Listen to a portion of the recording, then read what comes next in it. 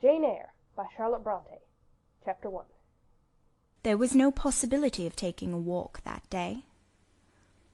We had been wandering, indeed, in the leafless shrubbery an hour in the morning, but since dinner (Mrs. Reed, when there was no company, dined early), the cold winter wind had brought with it clouds so sombre, and a rain so penetrating, that further outdoor exercise was now out of the question. I was glad of it. I never liked long walks, especially on chilly afternoons. Dreadful to me was the coming home in the raw twilight with nipped fingers and toes, and a heart saddened by the chidings of Bessie, the nurse, and humbled by the consciousness of my physical inferiority to Eliza, John, and Georgiana Reed. The said Eliza, John, and Georgiana were now clustered round their mamma in the drawing-room. She lay reclined on a sofa by the fireside, and with her darlings about her, for the time neither quarrelling nor crying, looked perfectly happy. Me she had dispensed from joining the group, saying, "She regretted to be under the necessity of keeping me at a distance, but that until she heard from Bessie, and could discover by her own observation that I was endeavouring in good earnest to acquire a most sociable and childlike disposition, a more attractive and sprightly manner, something lighter, franker, more natural, as it were, she really must exclude me from privileges intended only for contented, happy little children." "What does Bessie say I have done?" I asked. "Jane, I don't like cavaliers or questioners. Besides, there is something truly forbidding in a child taking up her elders in that manner. Be seated somewhere, and until you can speak pleasantly, remain silent." A breakfast-room adjoined the drawing-room. I slipped in there. It contained a bookcase. I soon possessed myself of a volume, taking care that it should be one stored with pictures. I mounted into the window-seat. Gathering up my feet, I sat cross-legged like a Turk, and, having drawn the red moreen curtain nearly close, I was shrined in double retirement. Folds of scarlet drapery shut in my view to the right hand. To the left were the clear panes of glass, protecting but not separating me from the drear November day. At intervals, while turning over the leaves of my book, I studied the aspect of that winter afternoon. Afar it offered a pale blank of mist and cloud. Near, a scene of wet lawn and storm-beat shrub, with ceaseless rain sweeping away wildly before a long and lamentable blast. I returned to my book, Bewick's History of British Birds. The letterpress thereof I cared little for, generally speaking, and yet there were certain introductory pages that, child as I was, I could not pass quite as a blank. They were those which treat of the haunts of sea-fowl, of the solitary rocks and promontories, by them only inhabited, of the coast of Norway, studded with isles from its southern extremity, the Linderness, or Naze, to the North Cape, where the northern ocean in vast whirls boils round the naked melancholy isles of farthest Thule, and the Atlantic surge pours in among the stormy Hebrides. Nor could I pass unnoticed the suggestion of the bleak shores of Lapland, Siberia, Spitzbergen, Nova Zembla, Iceland, Greenland, with the vast sweep of the Arctic zone, and those forlorn regions of dreary space, that reservoir of frost and snow, where firm fields of ice, the accumulation of centuries of winters, glazed in alpine heights above heights, surround the pole, and concentre the multiplied rigours of extreme cold. Of these death-white realms I formed an idea of my own, shadowy like all the half-comprehended notions that float dim through children's brains, but strangely impressive. The words in these introductory pages connected themselves with the succeeding vignettes, and gave significance to the rock standing up alone in a sea of billow and spray, to the broken boat stranded on a desolate coast, to the cold and ghastly moon glancing through bars of cloud at a wreck just sinking. I cannot tell what sentiment haunted the quite solitary churchyard, with its inscribed headstone, its gate, its 2 trees, its low horizon girdled by a broken wall, and its newly risen crescent attesting the hour of eventide. The 2 ships becalmed on a torpid sea I believed to be marine phantoms. The fiend pinning down the thief's pack behind him I passed over quickly. It was an object of terror. So was the black horned thing seated aloof on a rock, surveying a distant crowd surrounding a gallows.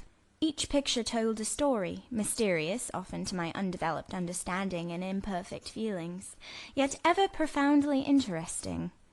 As interesting as the tales Bessie sometimes narrated on winter evenings, when she chanced to be in good humour, and when, having brought her ironing table to the nursery hearth, she allowed us to sit about it, and while she got up Mrs. Reed's lace frills and crimped her nightcap borders, fed our eager attention with passages of love and adventure taken from old fairy tales or other ballads, or, as at a later period I discovered, from the pages of Pamela and Henry, Earl of Morland. With Buick on my knee, I was then happy at least in my way. I feared nothing but interruption, and that came too soon.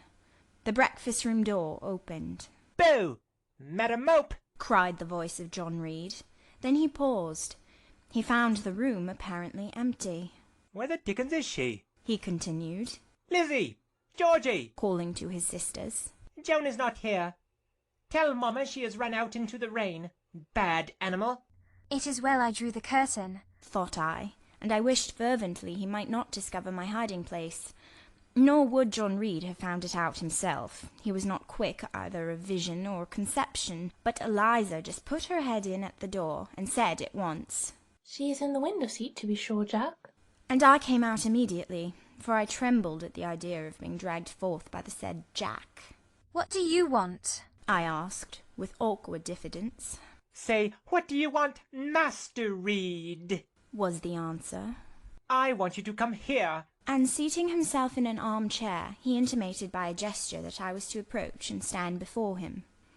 John Reed was a schoolboy of 14 years old, 4 years older than I, for I was but 10. Large and stout for his age, with a dingy and unwholesome skin, thick lineaments and a spacious visage, heavy limbs and large extremities. He gorged himself habitually at table, which made him bilious, and gave him a dim and bleared eye and flabby cheeks. He ought now to have been at school, but his mamma had taken him home for a month or two, on account of his delicate health. Mr. Miles, the master, affirmed that he would do very well if he had fewer cakes and sweetmeats sent him from home, but the mother's heart turned from an opinion so harsh, and inclined rather to the more refined idea that John's sallowness was owing to over-application, and perhaps to pining after home. John had not much affection for his mother and sisters, and an antipathy to me. He bullied and punished me, not 2 or 3 times in the week, nor once or twice in the day, but continually. Every nerve I had feared him, and every morsel of flesh in my bones shrank when he came near. There were moments when I was bewildered by the terror he inspired, because I had no appeal whatever against either his menaces or his inflictions. The servants did not like to offend their young master by taking my part against him, and Mrs. Reed was blind and deaf on the subject.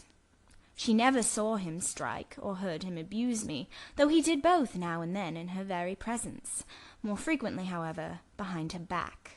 Habitually obedient to John, I came up to his chair. He spent some 3 minutes in thrusting out his tongue at me as far as he could without damaging the roots. I knew he would soon strike, and while dreading the blow, I mused on the disgusting and ugly appearance of him who would presently deal it. I wonder if he read that notion in my face, for all at once, without speaking, he struck, suddenly and strongly. I tottered, and on regaining my equilibrium retired back a step or 2 from his chair. "That is for your impudence in answering Mamma a while since," said he. "and for your sneaking way of getting behind curtains, and for the look you had in your eyes 2 minutes since, you rat." Accustomed to John Reed's abuse, I never had an idea of replying to it. My care was how to endure the blow which would certainly follow the insult. "What were you doing behind the curtain?" he asked.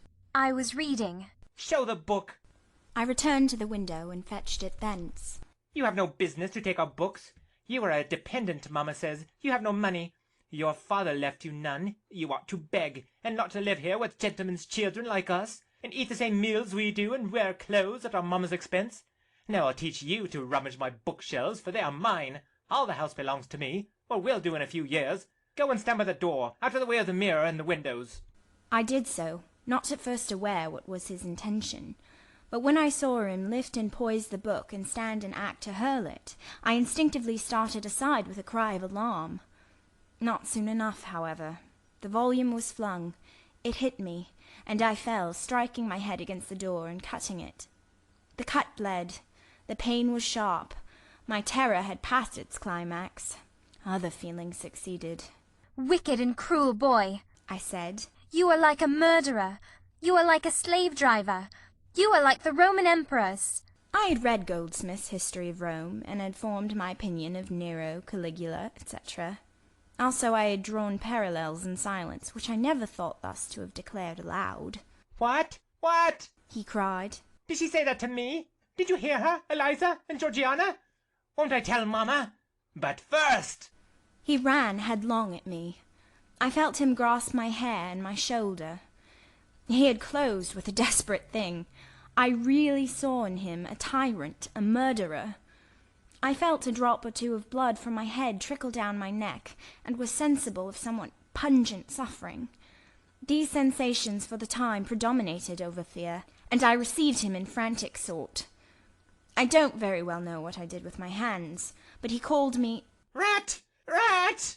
and bellowed out aloud. Aid was near him. Eliza and Georgiana had run for Mrs. Reed, who was gone upstairs. She now came upon the scene, followed by Bessie and her maid, Abbot. We were parted. I heard the words, "Dear, dear, what a fury to fly at Master John!" Did ever anybody see such a picture of passion? Then Mrs. Reed subjoined, Take her away to the Red Room and lock her in there. 4 hands were immediately laid upon me, and I was borne upstairs. End of chapter 1.